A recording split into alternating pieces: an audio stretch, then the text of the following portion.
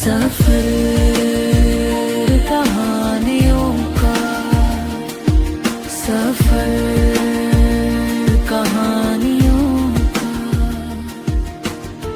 दोस्तों, आप सुन रहे हैं सफर कहानियों का विद शरण, सिर्फ स्टार नाइट स्टूडियो पर।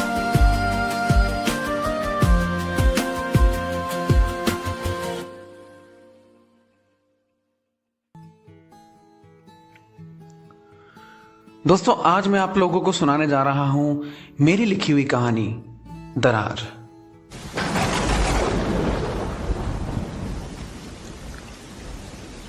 दोस्तों, दोपहर अपने सीने के अंदर गर्मी समेटे हुए धीरे धीरे सरकती हुई शाम में बदल गई।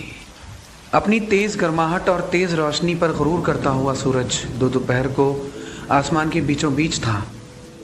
अब वो शाम के सागर की लहरों के बीच डूब चुका था और शाम अपने साथ ठंडक के साथ साथ बारिश और तूफान भी ले आई थी। गरजते बादलों से अंदाजा लगाया जा सकता था कि बाहर मौसम बहुत खराब था, लेकिन आज मौसम बाहर ही खराब नहीं था। तूफान बाहर नहीं चल रहा था,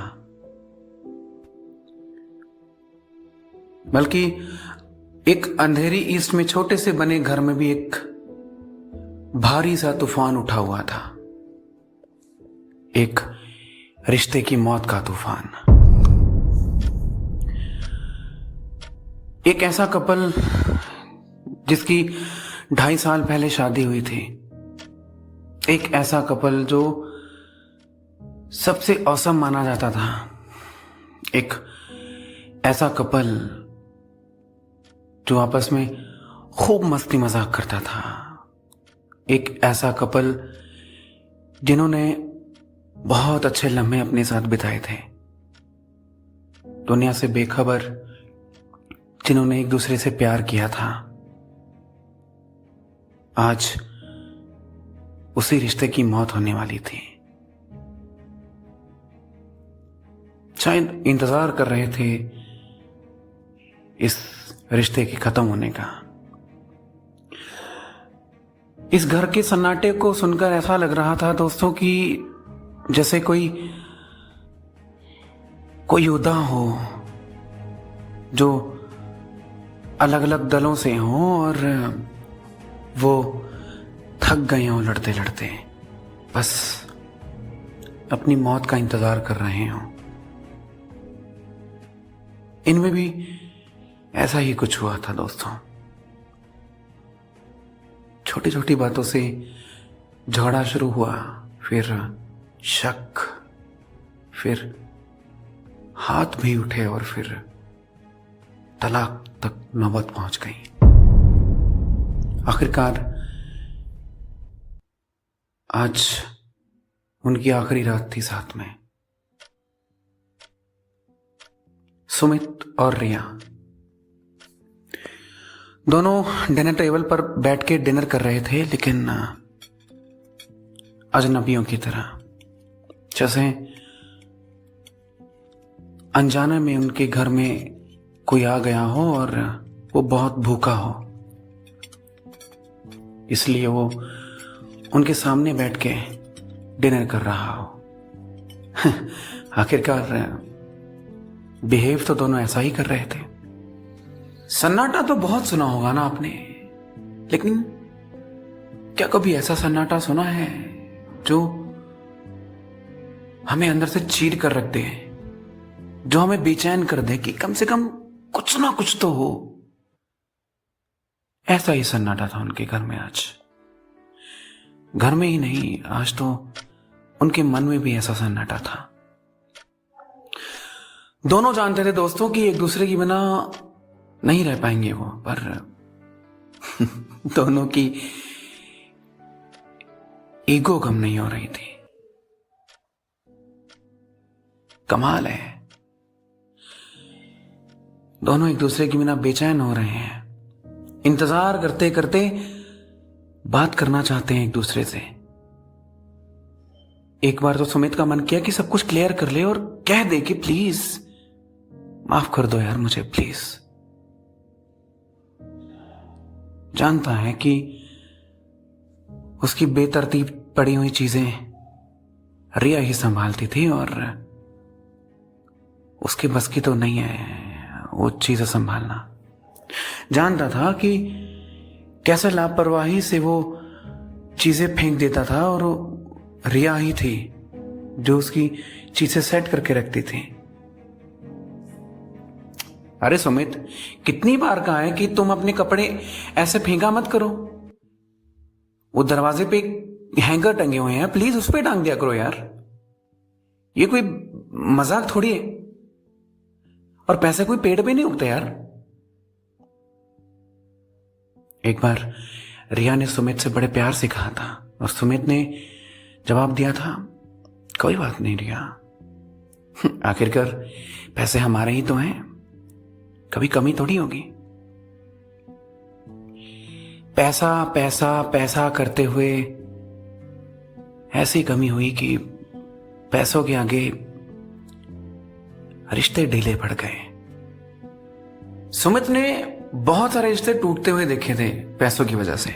हालांकि ये उसे ड्रामा लगता था और गलत लगता था कि पैसों के लिए रिश्ता जोड़ना इस रॉन्ग, पर फिर भी वो रिया से सच्चा प्यार करता था। हालांकि रिया ने उससे ऐसी कोई डिमांड तो नहीं की थी, लेकिन फिर भी रिया को वो रोते हुए नहीं देख सकता था।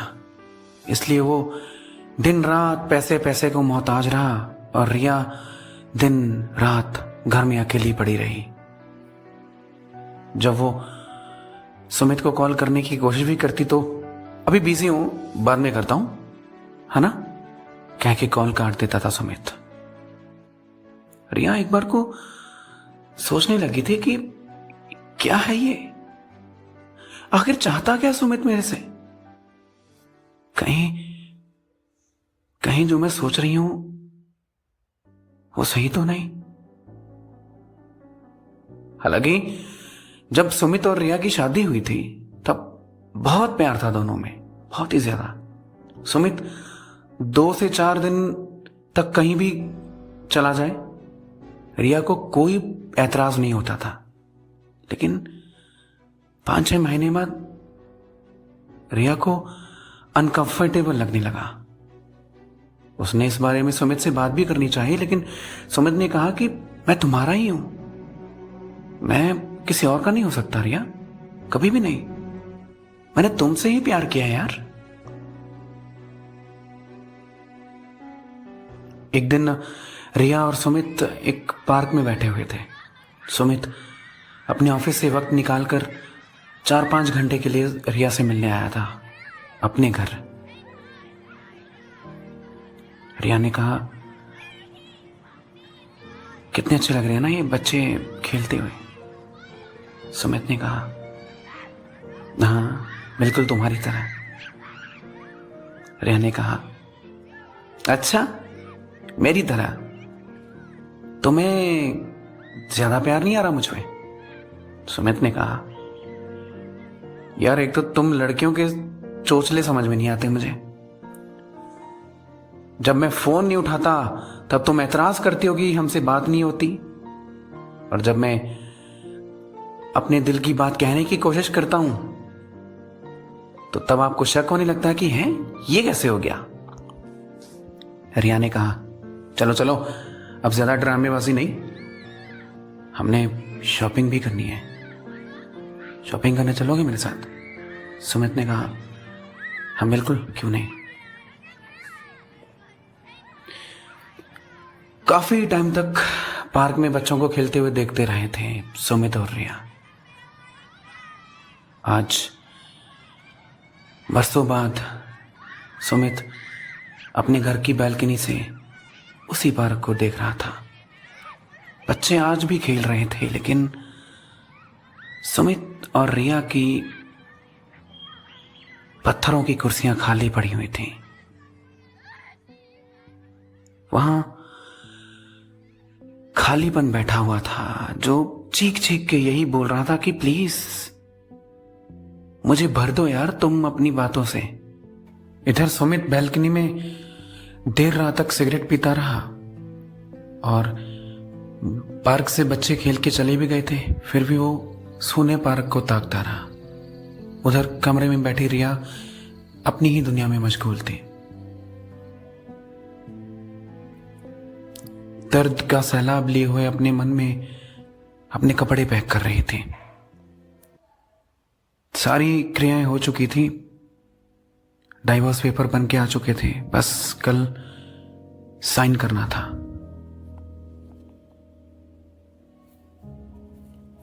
जज साहब ने उनको 24 घंटे का वक्त दिया था कि तुम लोग अपने रिश्ते को एक आखिरी छोटा सा मौका, सिर्फ 24 घंटे का मौका देख लो।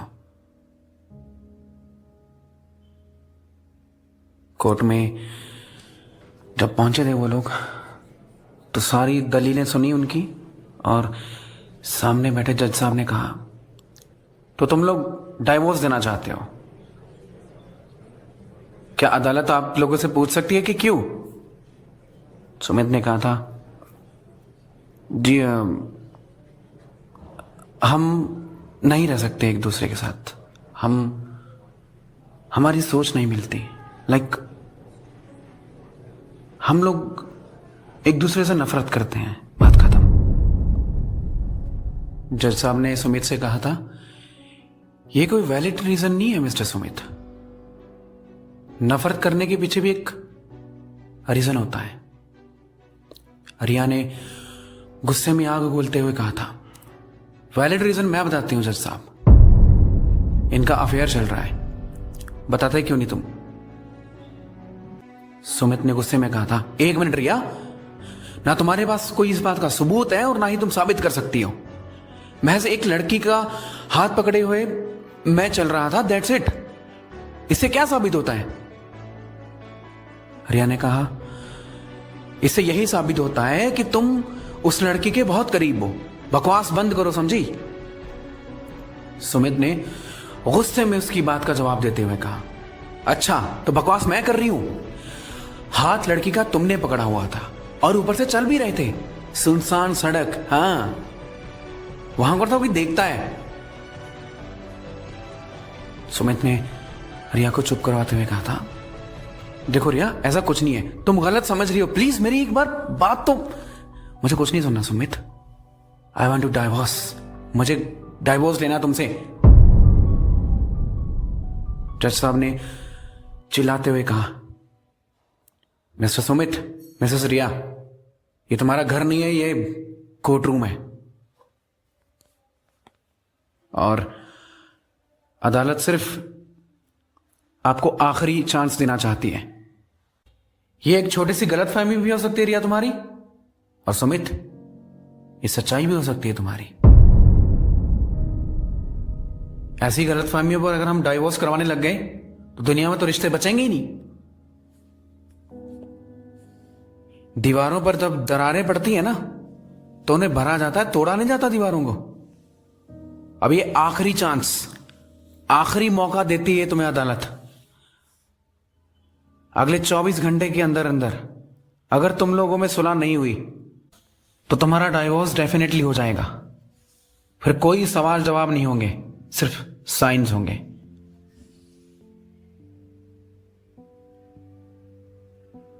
जज की तरफ से डाइवोर्स पेपर्स भी बनवा दिए गए थे और सब कुछ हो गया था, बस साइन लेने बाकी थे। रिया और सुमित चुपचाप कोर्ट रूम से बाहर निकले और बिना एक दूसरे की तरफ देखे चुपचाप अपनी सुध में जलते रहे। ना कुछ कहने की कोशिश की, ना कुछ समझाने की। घर पहुंचकर भी उनका रवैया ऐसा ही रहा।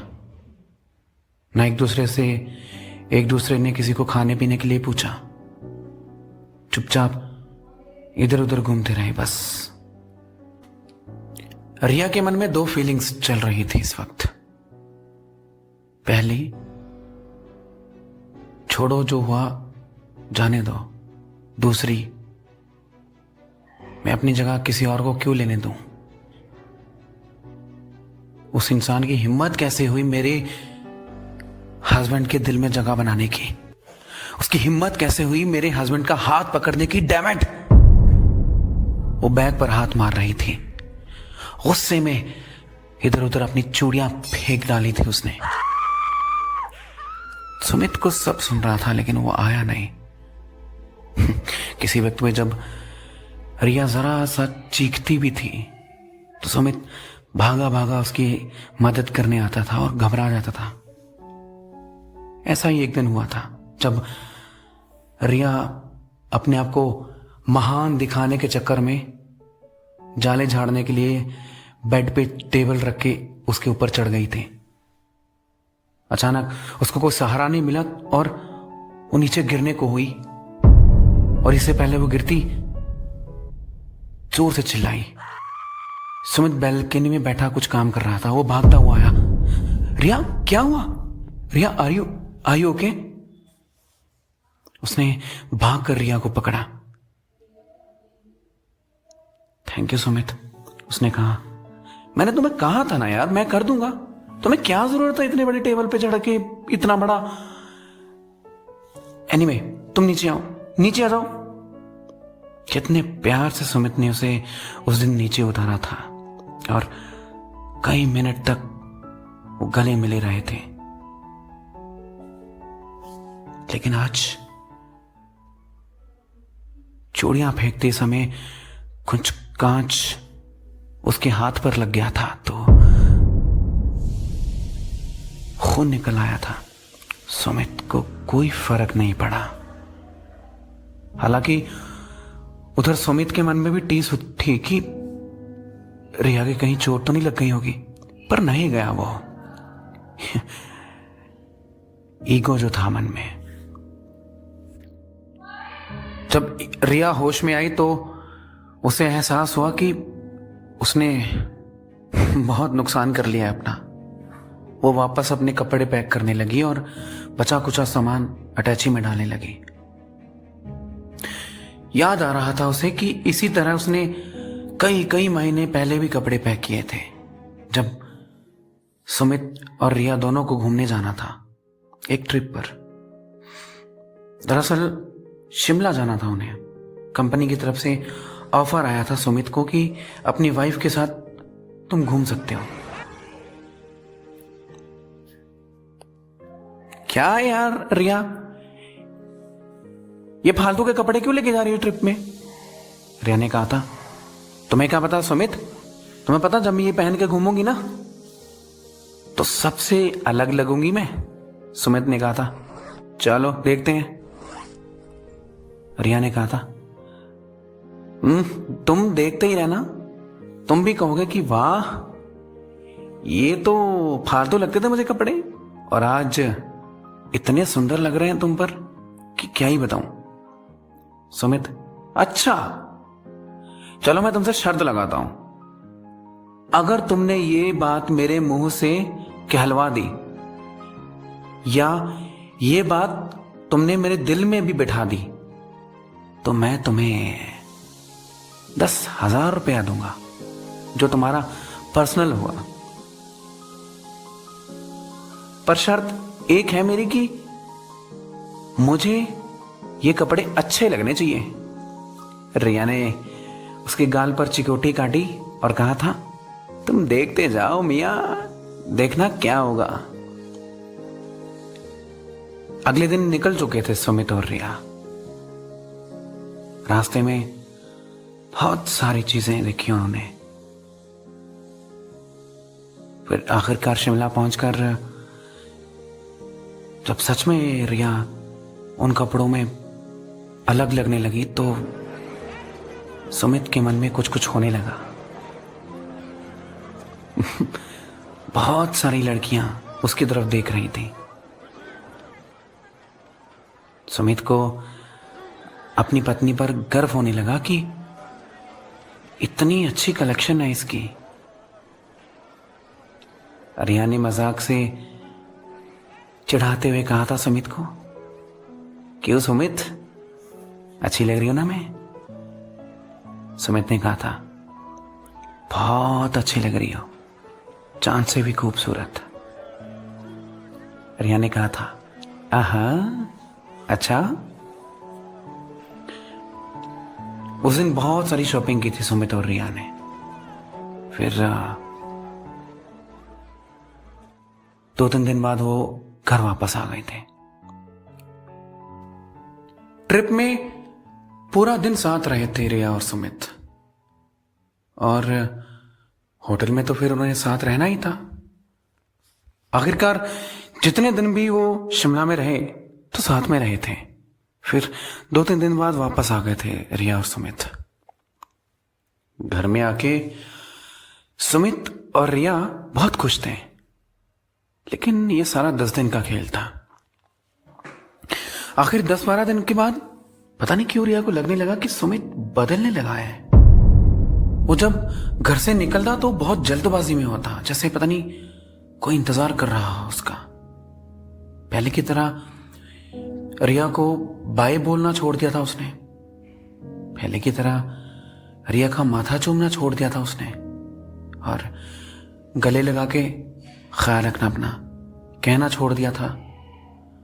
कुछ मंगवाना हो तो प्लीज 4-4:30 बजे फोन कर देना, ये कहना छोड़ दिया था। जब रिया उसे कुछ मंगवाने के लिए फोन करती तो ठीक है ले आऊंगा मैं, तुम फोन रखो, अभी मैं बिजी हूं, क्या के फोन रखने लग गया था वो। पहले तो रिया, कोई काम था, कोई प्रॉब्लम तो नहीं है? नहीं, मुझे फलानी चीज मंगवानी थी, रिया उसके जवाब में कहती। सुमित बोलता, कोई बात नहीं, मुझे एक बार ना शाम को कॉल कर देना, फिर मैं ले आऊंगा। ये टोन हड़बड़ाहट में बदल गई थी उसकी। आखिर चक्कर क्या था? एक बार तो रिया को शक भी होने लगा था कि कहीं इसका अफेयर तो नहीं चल रहा है। एक दिन रिया के सब्र का बांध टूट गया था।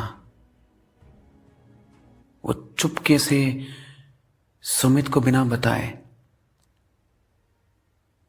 उसके आने के वक्त में उसके ऑफिस पहुंच गई थी। वो उसके ऑफिस के सामने बने एक बार की बेंच में बैठ गई। वहां से बाहर का नजारा साफ साफ दिखता था। एक वेटर आया, मैम कुछ लेंगी आप? रिया ने कहा, नो थैंक्स। वेटर चला गया था।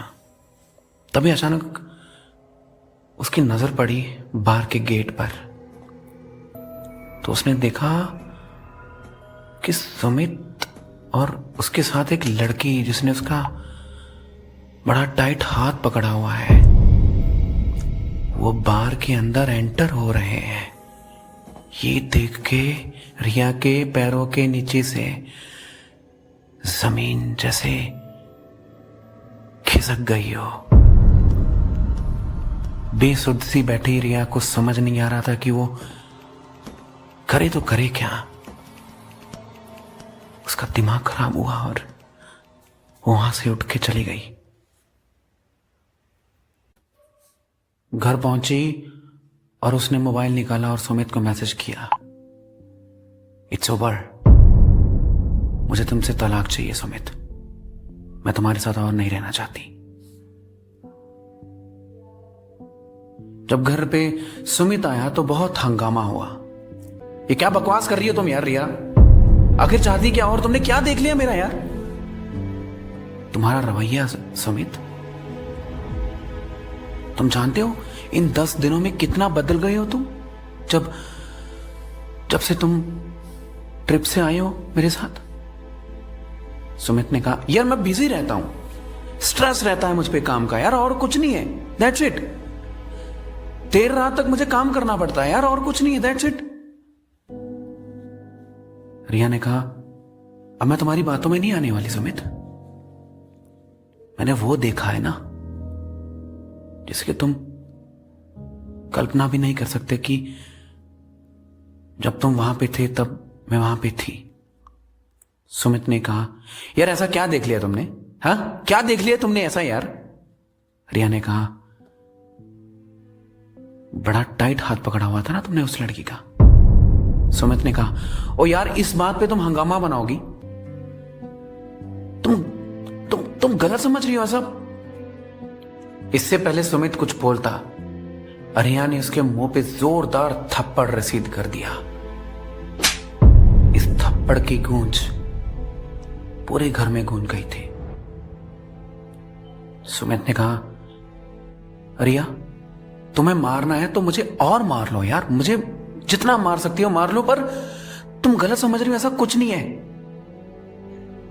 रिया ने गुस्से में कहा, मेरा दिमाग खराब मत करो मिस्टर सुमित, मेरी आंखों के सामने से चले जाओ, मुझे नफरत हो गई है तुमसे, समझे? Get out. सुमित चुपचाप चला गया था वहां से। रिया उस दिन फूट फूट के रोई। वो ये सिर्फ यही सोच रही थी कि मैंने क्या कमी रखी थी सुमित को, मैंने क्या डिमांड की थी सुमित से, आखिर उस लड़की में ऐसा क्या है जो मुझ में नहीं है? क्या इसको शर्म नहीं आई? मेरे से शादी की है और उससे अफेयर। तू ऐसे आदमी पर यार, क्या ऐसे आदमी के लिए मैंने अपनी जॉब छोड़ी थी? ऐसे आदमी के लिए मैंने अपने मां बाप की कुर्बानी दी थी? ऐसे आदमी के लिए,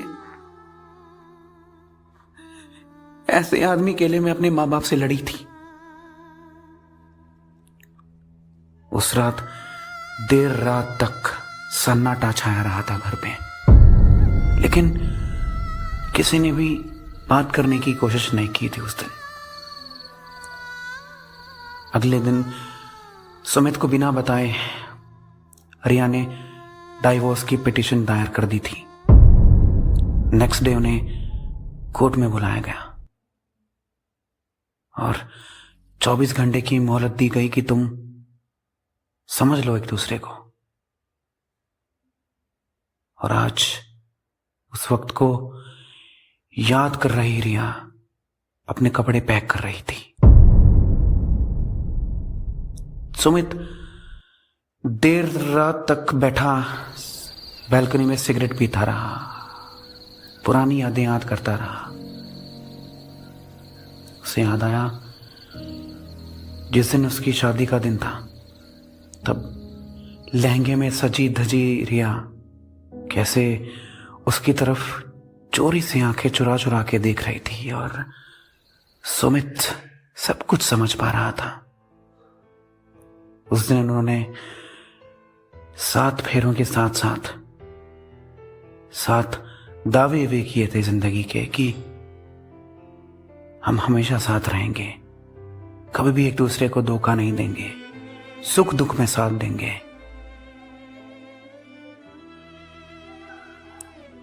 फिर आज क्या हो गया था?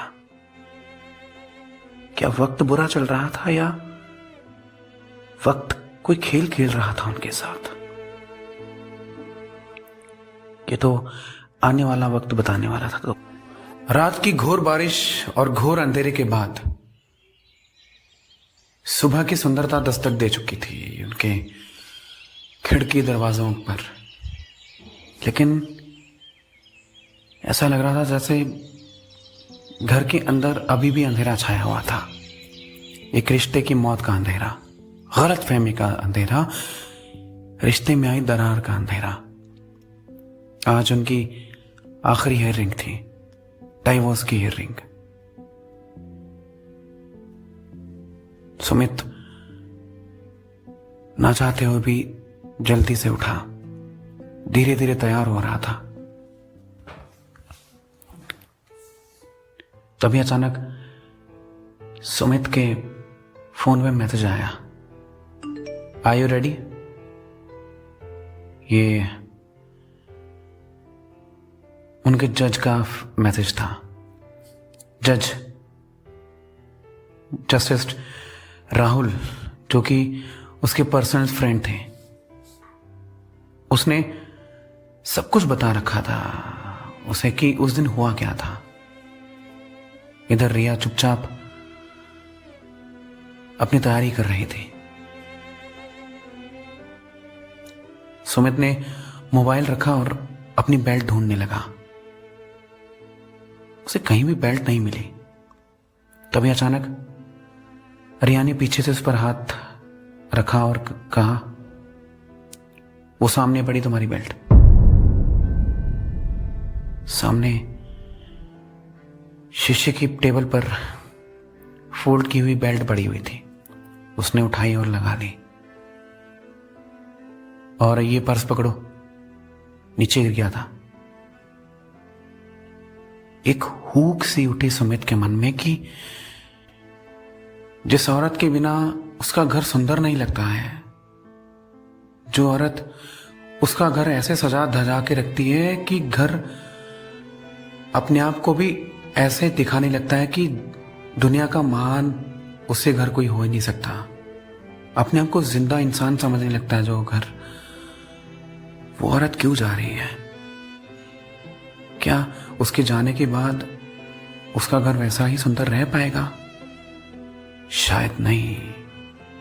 उसके बस की बात नहीं थी ये सिर्फ रिया ही कर सकती थी। सुमित रिया की तरफ घूमा और बस चुप रह गया। रिया ने कहा, कुछ कहना है? सुमित ने हाँ। रिया ने कहा, बोलो। सुमित ने कहा, क्या यह करना जरूरी है क्या? रिया कुछ देर तक चुप रही और फिर बिना जवाब दिए पीछे मुड़ गई। अपना पर्स उठाया और घर के गेट के बाहर निकल गई।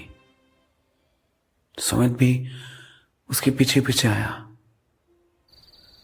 रिया ने टैक्सी बुक कर ली थी, उसकी टैक्सी आई थी और सुमित अपनी गाड़ी स्टार्ट करके कोर्ट की तरफ जाने लगा। कोर्ट पहुंच चुके थे लगभग सेम टाइम पर दोनों। सभी अपने अपने काम में लगे थे। आखिरकार दोनों जज के कैबिन में थे। तो बताओ, अभी भी डाइवोर्स लेना है तुम लोगों ने? जज ने सख्त आवाज में दोनों से पूछा। कुछ देर तक चुप्पी छाई रही। बोलो, जल्दी बोलो यार, टाइम नहीं है मेरे पास। दोनों फिर चुप और एक दूसरे की तरफ देखने लगे। लेना है? जज ने फिर से उन दोनों से पूछा। सुमित ने कहा, जी जी जी नहीं। और रिया तुमने? जज ने रिया से पूछा। रिया ने कहा, जी नहीं जज साहब।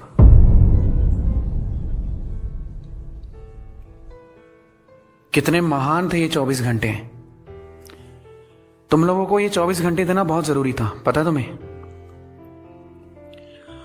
और अब मैं तुम लोगों के सामने एक ऐसा सत्य पेश करना चाहूंगा जो इस गलतफहमी के चलते रिया तुम्हारे सामने आया ही नहीं। रिया ने कहा, जी कैसा सच? जज ने ऑर्डर दिया, उस लड़की को अंदर बुलाया जाए प्लीज। सहकर्मियों ने उस लड़की को अंदर लाया। वो लड़की वही थी जिसे रिया ने सुमित का हाथ पकड़े हुए देखा था। जज साहब, ये रिया कुछ कहते कहते रुक गई। रिया, ये सुमित की सबसे प्यारी बहन है। एक एक्सीडेंट में इसकी आंखें चल बसी थी। उस दिन दरअसल ये अपने दोस्तों के साथ उस बार में आई थी। अचानक किसी लड़के ने इसे गलत तरीके से छू दिया और सुमित को जब उसने बताया तो सुमित को बहुत गुस्सा आया। उसने उसका हाथ पकड़ा और उसी बार के अंदर उस लड़के की आवाज पहचानने को कहा। ये सारी बात सुनकर रिया तार तार हो गई उस कोर्ट रूम में। कोर्ट रूम में एसी चल रहा था, लेकिन उसके माथे से पसीना बह रहा था। कितनी बड़ी गलतफहमी थी ये, कितना बड़ा स्टेप उठा लिया था उसने। उसकी आंखों से आंसू बहने लगे।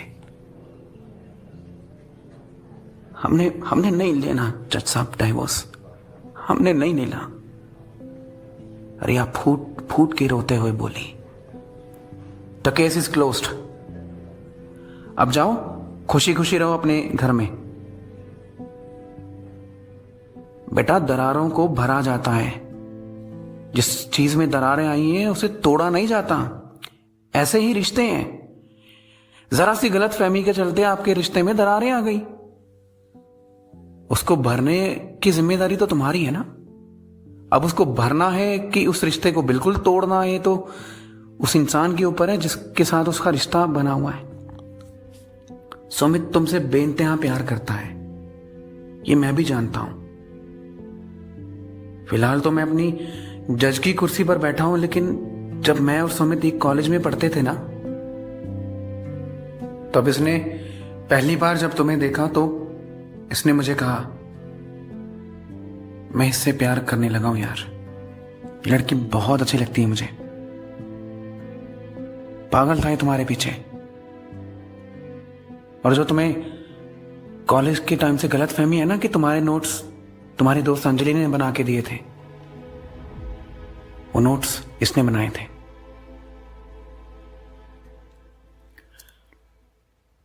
सारी रात लगा रहा था तुम्हारे नोट्स कंप्लीट करने में ही है। इस कदर प्यार था इससे तुम्हें। अब जाओ, अपने घर जाओ। कोर्ट रूम से बाहर निकल चुके थे सुमित और रिया, लेकिन अब कोई अकड़ नहीं, कोई ईगो नहीं। सारी गलत फहमियां धुल चुकी थी, हर चीज साफ हो चुकी थी, और उस रिश्ते में जो दरार थी वो भर चुकी थी। जब दोनों घर पहुंचे तो एक दूसरे के गले लग के फूट फूट कर रोए। दोनों ने कम से कम 10 मिनट तक अपनी आंखों से आंसुओं को बह जाने दिया।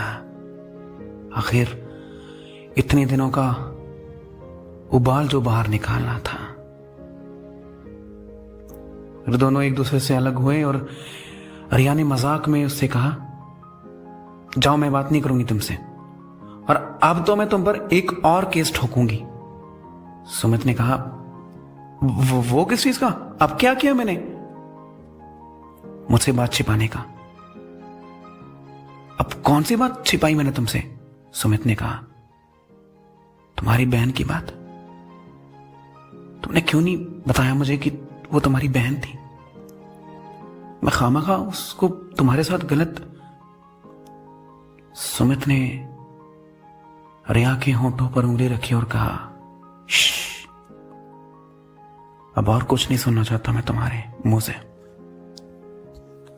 बुरा वक्त था, चला गया। आज के बाद हम दोनों साथ रहेंगे, और मैं तुमसे माफी मांगना चाहता हूं। रिया ने कहा, किस बात की? सुमित ने कहा, इस बात की कि काम के बीच में मैं तुम्हें भूल गया था, तुम्हारी नीड्स भूल गया था,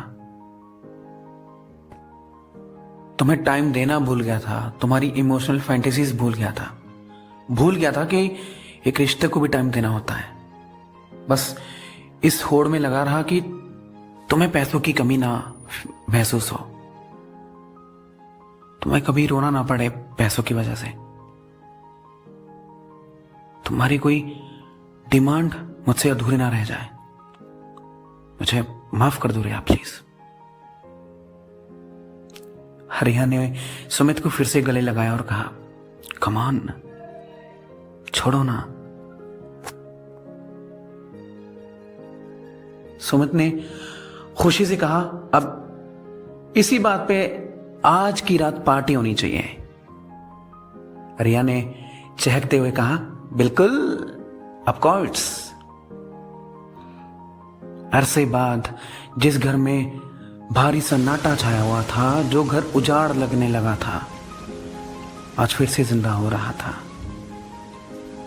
अरसों से जिस घर पे गमों की बौछारें हो रही थी, आज उस घर में खुशियों की मीठी मीठी बूंदें गिर रही थी। बारिश आज भी पड़ रही थी, लेकिन भीनी भीनी बूंदों के साथ। आज शायद भगवान को भी रिया और सुमित का दोबारा रिश्ता जुड़ते देख खुशी मिल रही थी।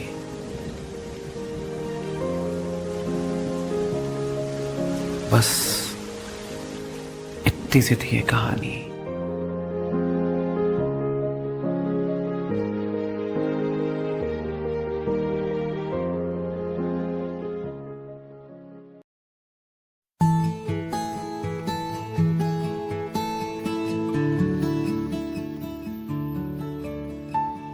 कहीं जाइएगा नहीं दोस्तों, जुड़े रहिएगा स्टार नाइट स्टूडियो से और सुनते रहिए मेरा ये शो सफर कहानियों का विद शरण।